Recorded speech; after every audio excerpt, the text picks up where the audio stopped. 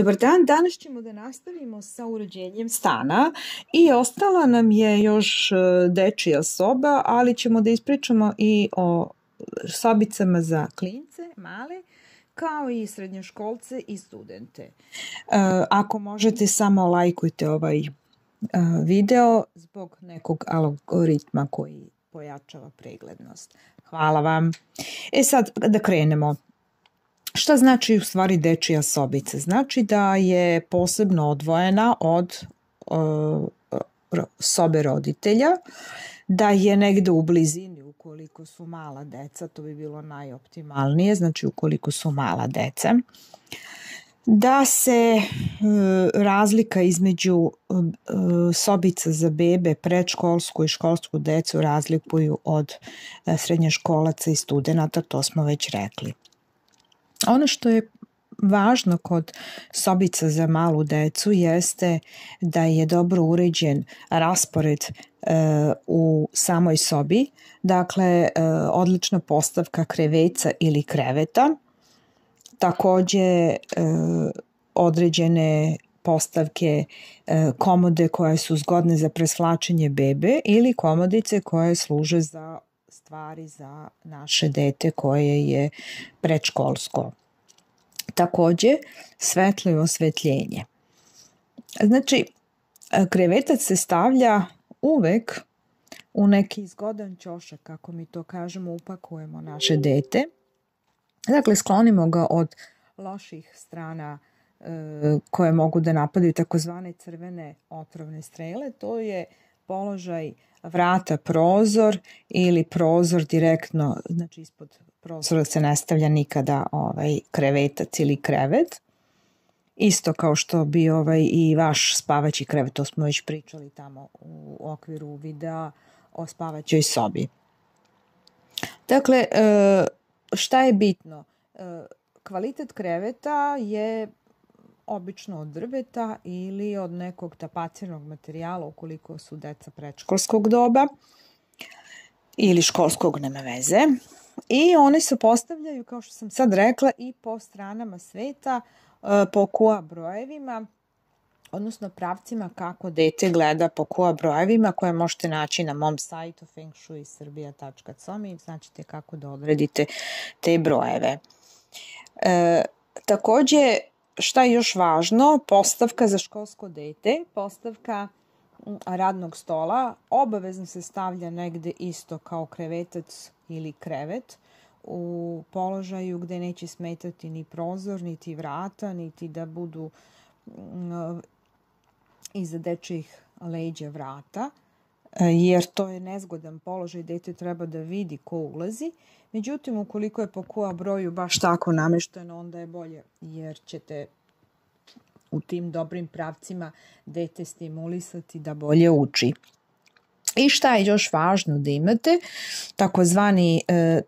Takozvana prostirka ili neki tepih, jer dečica do nekog tamo 10, 12, 13 godina se igraju na podu. Tako da ta prostirka služi u više svrha, znači i da se zaštiti od hladnoće, a takođe i da se gledaju neki šare ili nešto što ima na tom tepihu, u zavisnosti šta ste kupili. Ako je moguće da kupite nešto od prirodnog materijala, zato što je već dosta u našim kućama i našim stanovima veštačkih materijala s kojima smo okruženi, pa prosto što više koristite tako nekih prirodnih materijala. Što se tiče mirisa, najvažnije je da ima prozor da može se otvara, da se luftira, dakle sve sunčana strana po mogućstvu, neki blaže ili jače sunce u zavisnosti na kojoj strani ste sveta, ali nemojte ga negde, ove mlađe deca ne vole da su na severnoj i severoistočnoj strani ili severozapadnoj, to su znači zalasti sunca i nema sunca, praktično nije dobro, jer deca tek treba da se razvijaju i njihov mentalni sklop je bolji kada je na sunčanoj strani. Šta je još važno da utvrdite jeste da se uradi neka od početka vežba za uređenjem kompletno sobe, sklanjanjem igračaka, da bude čisto i uredno i to zajednički možete da radite i kasnije kad malo deca više porastu onda možete da ih naučite i samo kažete sredi sobu ili skloni nameštaj ili skloni svoje stvari i tako dalje. Bitno je u tim fiokama ili tim komodama da bude u njihovom nivou da mogu da nađu svoje čarapice, odeću i već sad ćete složiti u taj prostor i samim tim ih obučavate i nekoj vrsti urednosti i higijeni.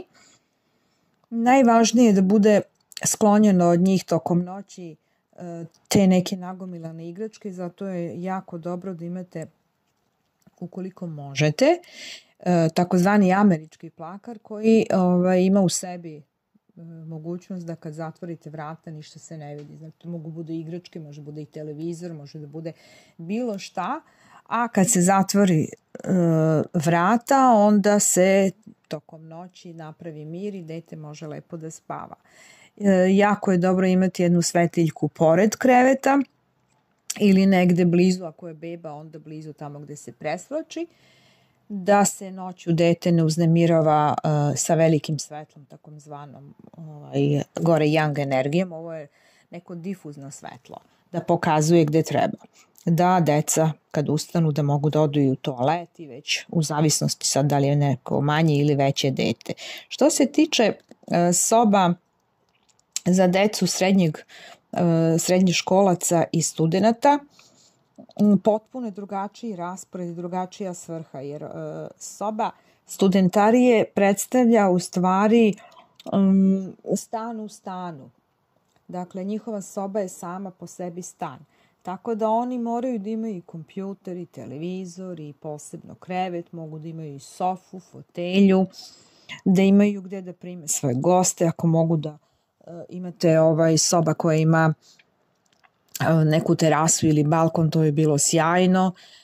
Zapamtite da deca dolaze i prespavaju ili ako su studentarije dolaze im devojke ili momci u zavisnosti, znači partneri. Tako da njihov prostor je praktično stančić i samim tim pokušajte nekako da uredite sve da bude kako treba, a da nema tih feng shui crvenih strela. Isto pravilo važi za postavku kreveta, da ne bude na toj crvenoj streli ili ajde promaji ili kako god. Takođe postavka po kua broju, takođe postavka kreveta da nije pored glave kupatila, to smo već, da nije glava pored kupatila, znači to isto važi i za ove druge sobice. Praktično gde je kupatilo nije dobro da se stavlja krevet.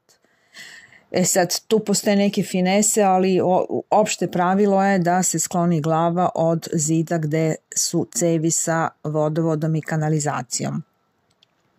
Takođe, u studentskoj sobi je jako važan radni sto, jer oni odatle, i srednjoškolaca naravno, jer oni odatle kreću u neki novi život, pa samim tim je jako važno da bude baš po svojim kua brojevima napravljeno za njihov uzrast. I znate već i sami da oni vole da imaju i kompjuter, i telefone, i igrice, i žuta svetla, LED lampu, to je obavezno, i neki biljke. I biljke moraju da budu kod ovolikog broja elektromagnetnih talasa, ali biljke koje moraju da skupljaju te talase, tu ružnu frekvenciju, tu negativnu energiju. Pa imate video u kome sam objasnila samo o tim biljkama i pogledajte više o tome. Znam samo da napamet da vam kažem da je to paprat. Ima još nekoliko biljaka, one skupljaju tu lošu energiju i možete da imate što više, ukoliko vole klinci, da imate što više kristala u njihovim sobama, jer oni isto skupljaju tu purifikacija, znači prostora je takođe od strane kristala. Samim tim vodite računa da oni ne vole da im se ulazi u sobe, tako da njihov intimni prostor je stvarno intiman i oni već sami svoju sobu sređuju, već ste ih naučili. Jedino ukoliko ima žele pomoć od strane mame ili nekih ko spremaju kuću. U svakom slučaju, ovo su neka opšta pravila. Hvala vam i drugi put ćemo nešto drugo. Prijetno.